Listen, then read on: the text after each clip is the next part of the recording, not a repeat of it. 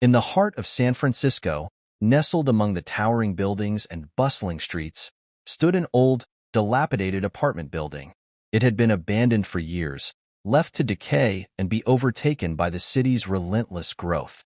However, rumors persisted that the building was not as empty as it seemed. One foggy night, Alex, a curious urban explorer, decided to investigate the building. He had heard stories of strange noises and ghostly apparitions, and his insatiable curiosity got the better of him. Armed with only a flashlight and his camera, he ventured into the crumbling structure. As he navigated the dark, narrow hallways, the air grew colder, and an eerie silence settled around him. He reached the top floor and found a room with a single, cracked window. The glass was smeared with grime, and the frame creaked with every gust of wind. Alex felt a chill run down his spine but pressed on, determined to uncover the truth. Suddenly, a faint tapping noise broke the silence. It sounded like fingernails lightly scratching the window pane. Alex's heart raced as he turned his flashlight towards the window, but there was nothing there. He approached cautiously, each step echoing in the empty room. The tapping grew louder, more insistent, as if something was trying to get in. Alex reached out to touch the window, but the moment his fingers brushed the cold glass, the noise stopped. He let out a breath he didn't realize he was holding and peered outside, seeing only the swirling fog and the distant city lights. Just as he was about to turn away, a shadowy figure appeared in the fog. It moved slowly, almost gliding, and stopped right outside the window. Alex froze in place, unable to tear his eyes away from the figure. The tapping resumed, louder and more frantic, as the figure pressed against the glass. In a panic, Alex stumbled backward, tripping over debris and falling to the floor. The flashlight rolled away, casting eerie shadows across the room. He scrambled to his feet and ran towards the door, but it slammed shut with a deafening bang. The tapping turned into a pounding, and the glass began to crack. Desperate to escape, Alex looked around for another way out. He noticed a small hatch in the ceiling and climbed up, his hands trembling. As he pulled himself into the attic, he heard the window shatter and an unearthly wail filled the air. He quickly shut the hatch behind him and held his breath, hoping whatever was down there wouldn't find him. In the suffocating darkness of the attic, Alex could hear his own heartbeat. The wailing subsided, replaced by the soft, haunting melody of a music box. It played a tune that seemed oddly familiar, but he couldn't place it. Suddenly, the hatch flew open, and a cold, bony hand reached up, grabbing his ankle. With a scream, Alex kicked free and scrambled further into the attic, finding a small window. He forced it open and climbed out onto the roof, the music box still playing in the background. He looked back one last time to see the shadowy figure standing in the attic, its hollow eyes staring back at him. Alex never returned to the building, but he could never shake the memory of that night. The sound of the window tapping haunted him for the rest of his life, a constant reminder of the horrors that lurk in the forgotten corners of San Francisco. Alex tried to move on with his life, but the events of that night in the old San Francisco building clung to him like a shadow. He became obsessed with the figure he had seen and the eerie melody of the music box. Night after night, he found himself scouring the internet and old city records, trying to uncover the history of the abandoned building and any clues about its supernatural inhabitants. Weeks turned into months, and Alex's search led him to a dusty old library on the outskirts of the city. Hidden away in the archives, he found a newspaper article from the early 1900s about a family who had once lived in the building.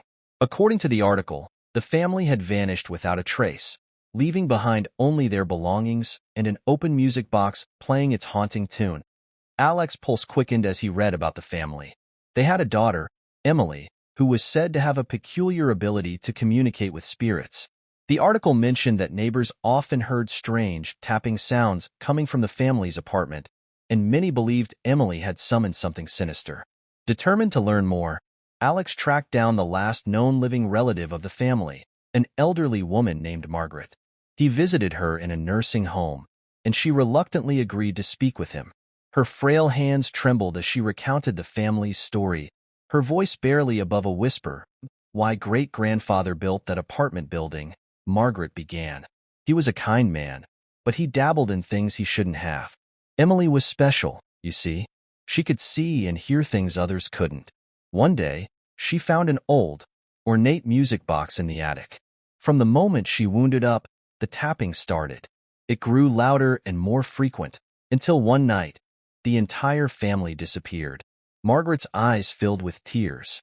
They say the spirits in that building are restless. Emily tried to communicate with them, but something went wrong. Now, anyone who enters that place is in danger.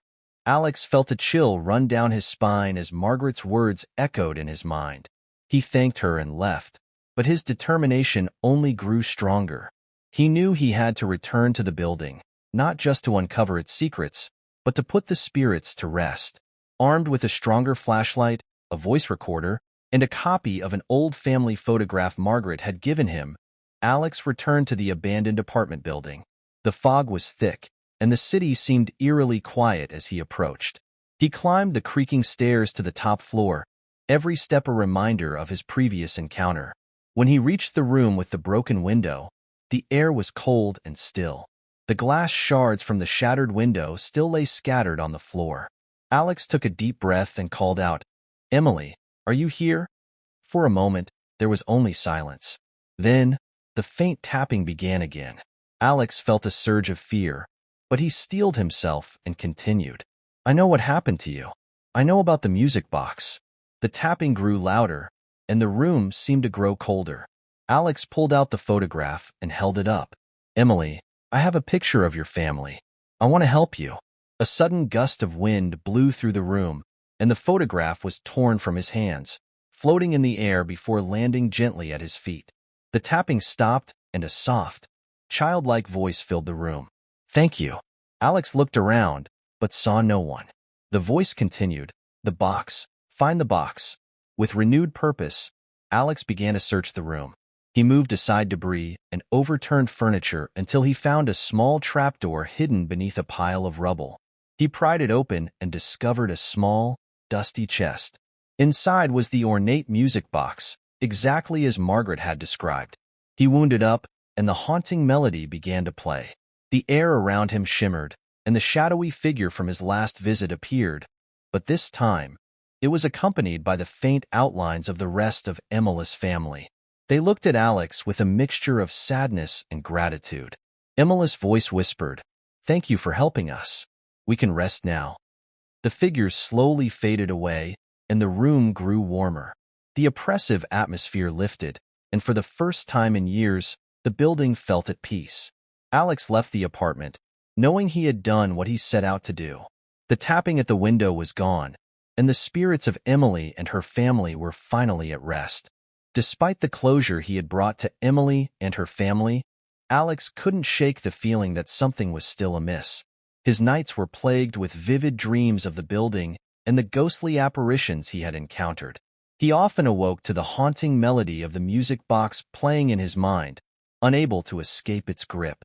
One night, as he sat at his desk, staring at the photograph of Emily's family, his phone rang. The caller ID showed an unknown number. Hesitant, Alex answered. A soft, trembling voice spoke on the other end. "Mr. Alex? This is Margaret." Surprised to hear from her, Alex asked, "Margaret? Is everything all right?" Margaret's voice wavered. "There's something you need to know. After you left, I found an old journal in my attic. It belonged to Emily's mother. It talks about a dark presence they tried to keep at bay. The music box was only part of the story. You need to come see it." Intrigued and worried, Alex agreed to visit her the next day.